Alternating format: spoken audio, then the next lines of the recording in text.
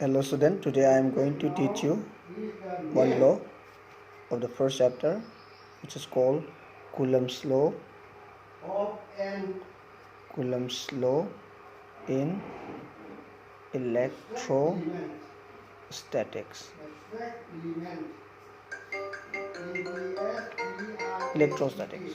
Oh, So in this what we have to do is we have to consider two stationary point charges, say Q1 and Q2. Let the two charges be separated by a distance r between them. So the statement of Coulomb's law in electrostatics states that the magnitude of force of attraction or repulsion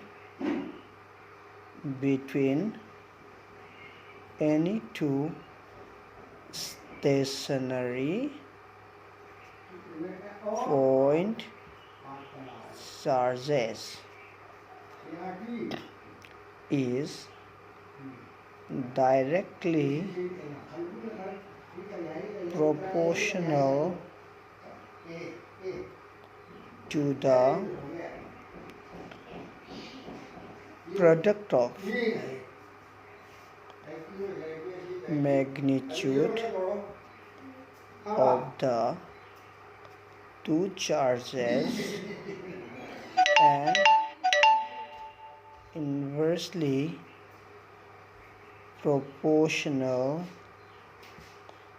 to the square of distance between them. Look at this, I am repeating. According to statement, it states that the magnitude of force of attraction or repulsion, between two stationary point charges. Look at this statement, two stationary, the two charges must be at stationary or maybe at rest. Point charges is directly proportional to the product of magnitude of the two charges and inversely proportional to the square of distance between them. So we can express this statement in the mathematical form as, or we can write F directly proportional to the product of Q1 into Q2. So we are taking the magnitude of two charges, either it is positive or negative, we will take the magnitude. So consider this is equation number 1, and another equation we can write as F inversely proportional to 1 by square of distance between them, that is 1 by r square. So consider this equation number 2. So if we combine the two equations, combining the above two relations, we get, or we can write, F directly proportional to Q1 into Q2 by r square. So look at this is the proportionality, product of their magnitude of the two charges and the square of distance between them. So we can write this F is equal to, I am converting this directly proportional into equal to, so there must be a constant of proportionality named as K. K Q1 into Q2 by r square. So look at this constant of proportionality, so we can write where K is the constant of proportionality and in SI unit we can write the value of K as K equals to 1 by 4 pi epsilon naught, 1 by 4 pi epsilon naught, where epsilon naught is called call absolute permittivity in vacuum or air, and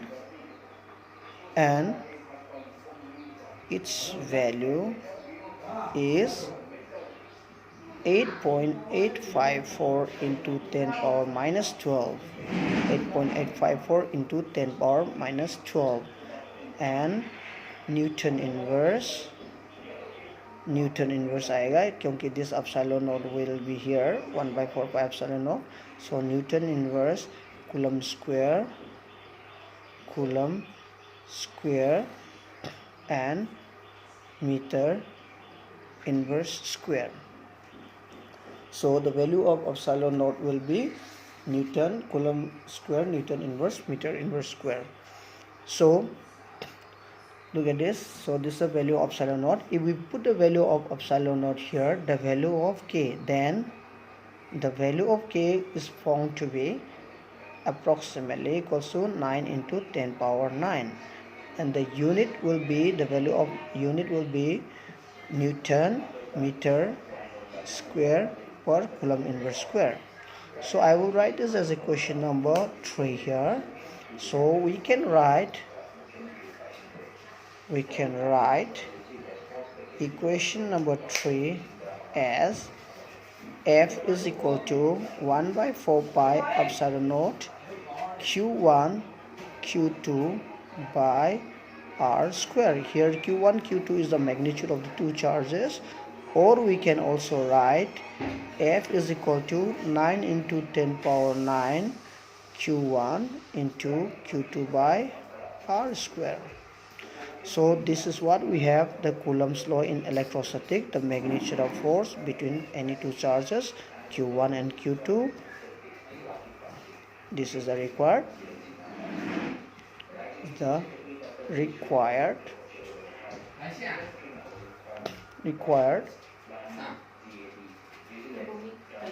equation for Coulomb's electrostatic force. So I am repeating again. Look at this. I am just repeating again. Quick review. Coulomb's law in electrostatics. So consider Q1 and Q2 stationary and the point charges separated by distance r. So according to Coulomb's law, it says F is directly proportional to the product of magnitude of the two charges. Take it as equation number 1, and F is inversely proportional to square of distance between them. Consider equation number 2. If we combine the two equations, then we get F is directly proportional to Q1 into Q2 by r square. So F is equal to K Q1 Q2 by r square, and this K is the constant of proportionality, and the value of K is 1/4 pi epsilon naught, and this epsilon naught is the absolute permittivity in the vacuum or air, and its value is 8.854 into 10 power minus 12 Newton inverse Coulomb square meter inverse square. And now the value, if we put the value of epsilon naught here, then we get a value of K as approximately equals to 9 into 10 power 9 Newton meter square Coulomb inverse square. So we can write this equation number 3 as F is equal to 1/4 pi epsilon naught Q1 into Q2 by r square. So we can also write the value of F as F equals to 9 into 10 power 9, because the value of 1/4 pi epsilon naught is found to be 9 into 10 power 9 Q1 into Q by r square. So this equation we will be using for solving numerical problems, and this also can be used for further derivation. Thank you.